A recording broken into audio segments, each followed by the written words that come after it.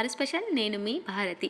ఎలా ఉన్నారండి అందరూ? నేనైతే చాలా బాగున్నాను. అండ్ మీ అందరు కూడా చాలా బాగుండాలని కోరుకుంటున్నాను. అండ్ ఈరోజు కూడా నేను మీ అందరి కోసం ఇన్స్టెంట్ రెసిపీ అండి, చాలా తొందరగా చేసుకునేది అండ్ అలానే అప్పటికప్పుడు చేసుకునే రెసిపీని చూపిస్తున్నాను అనమాట. అండ్ ఈ రెసిపీని చూసే ముందైతే మన ఛానల్ని ఎవరైనా ఫస్ట్ టైం చూస్తున్నారంటే ప్లీజ్ సబ్స్క్రైబ్ చేయండి.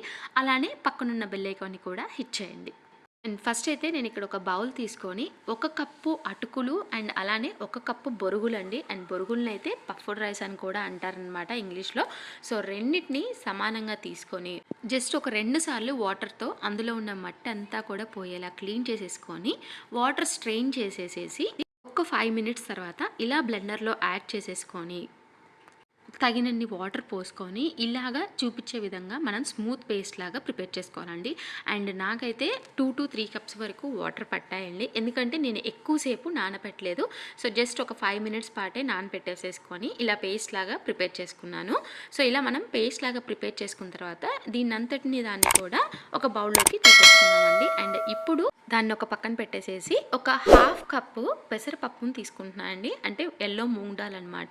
సో పెసరపప్పును కూడా తీసుకొని దీన్ని ఒకసారి బాగా వాటర్తో క్లీన్ చేసేసుకున్నానండి.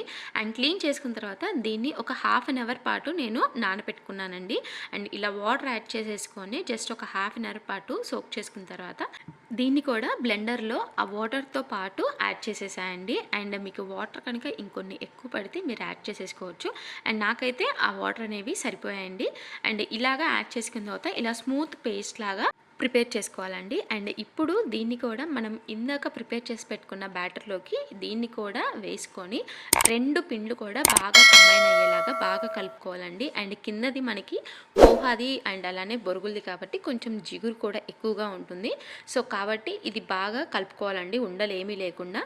సో దాని తర్వాత కొంచెం సాల్ట్ యాడ్ చేసేసుకొని ఇంకొకసారి బాగా కలుపుకొని పెట్టుకోవాలండి. అండ్ మనకి బ్యాటర్ కన్సిస్టెన్సీ వచ్చేసరికి ఇక్కడ చూపించే కన్సిస్టెన్సీ లాగా రావాలండి.